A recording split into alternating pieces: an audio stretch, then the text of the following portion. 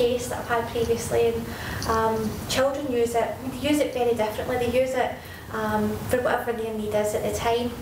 So it's non-directive.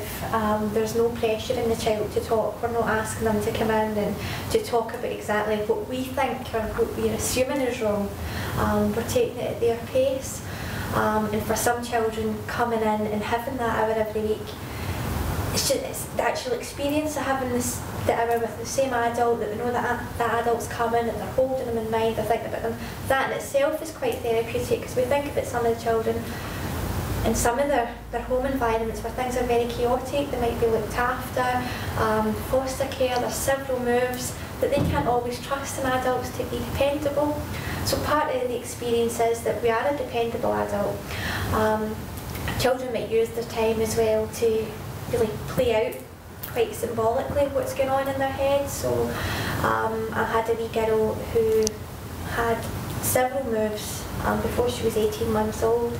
So we think, well, how do children, they can't have any memory, they certainly can't talk about it, but in her play there was a lot of, I would have to be, she would be the dog. Now, being a dog is quite safe for children. It's an animal, it's far removed from them, so again, I'm not aware they're doing it, but she's not being herself, so nobody's, well, this is you. And she would be this wee dog who'd be looking for its owner. Now, really important thing, she wasn't with her mum, she'd been removed from her mum had died. She was never going to get that reunion. And it's very hard, and we can't provide that. We want to rescue children, we want to make things better for them, but sometimes we just can't. And that's the hardest part, is just being there and listening to the really sad and the sore feelings, and having to be there and witness and be that person as this wee dog chaps on your door, and I have to say, no, you're not mine. And she would go to the next door and she would chap the door, and she'd be directing me to say, no, you're not mine. And she would go and searching and searching and searching. And we played that out over several weeks. And as a therapist, it is so frustrating and it feels so hopeless.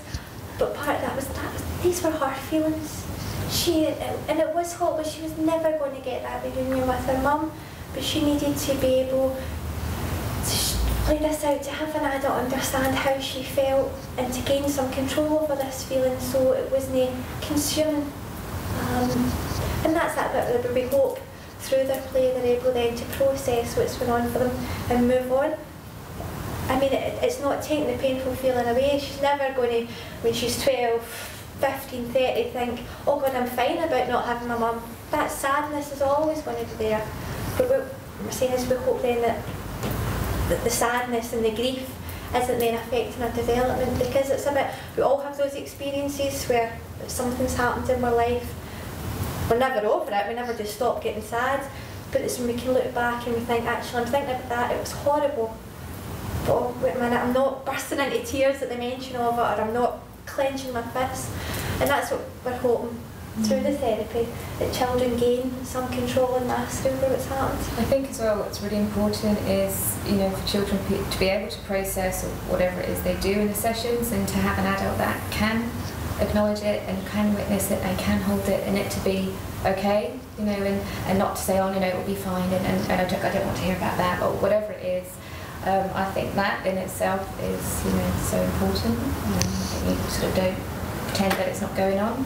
To really hear them or see them or move with them or look at what they're drawing or making or reenacting the role play, whatever it is, to really see them.